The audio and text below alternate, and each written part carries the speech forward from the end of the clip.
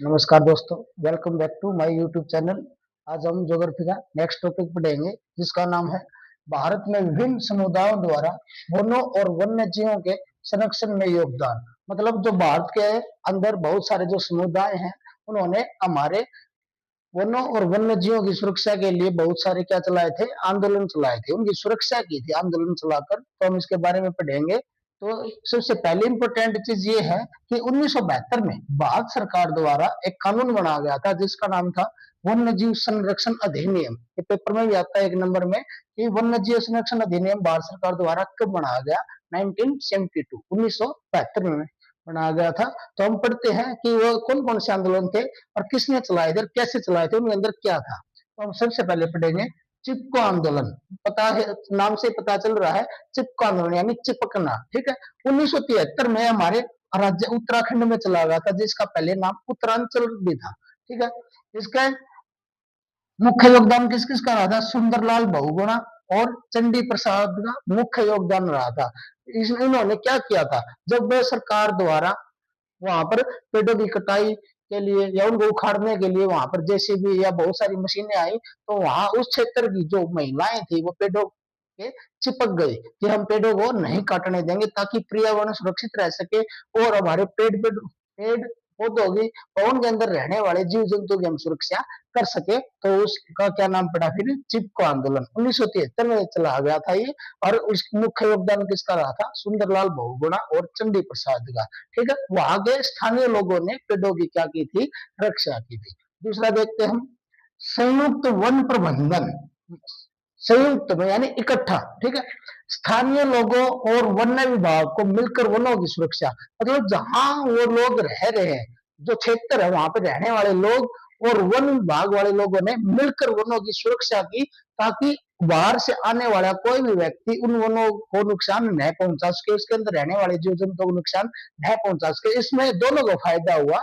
इसमें सरकार को भी फायदा होता है, स्थानीय लोगों को भी फायदा होता है। फायदा क्या होता है? जो उन वनों से और वनों के अंदर जितनी भी वनस्पतियां है, उस क्षेत्र के अंदर जितनी वनस्पतियां, वनों के अंदर जितने भी जीव जंतु, जो भी जैव विविधता है, उनसे जितना भी जो फायदा होता है, दोनों के अंदर जो फायदा हो रहा है वो मिल बांट कर वो अपना हिस्सा ले लेते हैं। ठीक है, कौन ले लेता है? वन विभाग वाले और वहां के स्थानीय क्षेत्र वाले लोग। ठीक है, फिर पढ़ते हैं अरबारी वन संरक्षण समिति। ये पश्चिम बंगाल में चलाई गई थी, वन अधिकारी अजीत कुमार व स्थानीय लोगों द्वारा। ठीक है, ताकि हम वहां की जैव विविधता को बचा सके, पेड़ पौधों की सुरक्षा कर सके।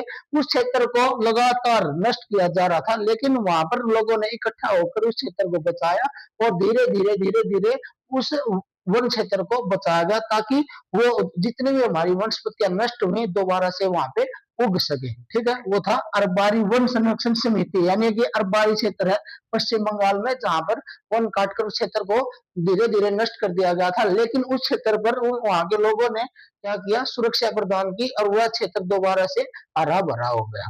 ठीक है, फिर पढ़ेंगे सरिस्का क्षेत्र के ग्रामीणों का योगदान। पेपर में आता है सरिस्का बाघ रिजर्व के अंदर कहां पे है? राजस्थान। तो कहां पे है?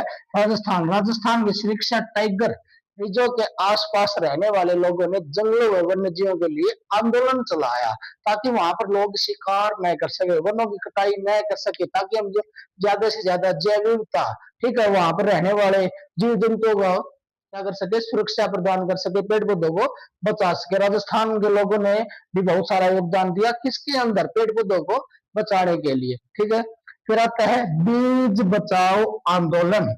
उत्तराखंड के अंदर हुआ था ये, टिहरी क्षेत्र के अंदर।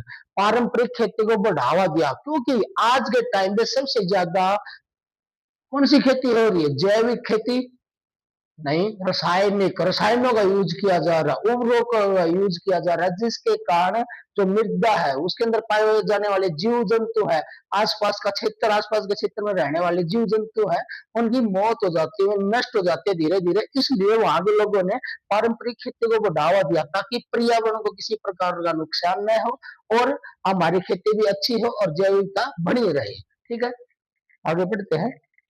नवदान आंदोलन। नवदान आंदोलन ये भी जैविकता के बचाव के लिए किया गया था और पर्यावरण के अनुकूल खेती, ताकि पर्यावरण को किसी भी प्रकार की हानि न हो, पेड़ पौधों की कटाई न हो, जीव जंतुओं की मृत्यु न हो। तो यह आंदोलन चला गया था नवदान आंदोलन।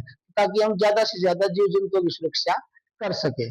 अगला है पवित्र उपवन, धार्मिक आस्था। लोगों की धार्मिक आस्था होती है, जैसे हमारे यहाँ पे पीपल पूजा जाता है, ठीक है, द्वारा पेड़ों का बचाव, मतलब धार्मिक आस्था द्वारा विभिन्न राज्यों में, जैसे हिमाचल प्रदेश है, मेघालय है, राजस्थान है, हरियाणा है, पंजाब है, राजस्थान है, बहुत सारे ऐसे राज्य हैं जहाँ पर पेड़ों की पूजा की जाती है। अगर लोग पेड़ों की पूजा करेंगे, उनकी धार्मिक आस्था है, वो पेड़ों को काटेंगे नहीं, पेड़ों को काटेंगे नहीं, तो उन पेड़ों की जनसंख्या धीरे धीरे धीरे धीरे क्या होगी, संख्या बढ़ेगी, ठीक है, जनसंख्या नहीं संख्या बढ़ेगी, जनसंख्या तो लोगों की संख्या होती है, ठीक है।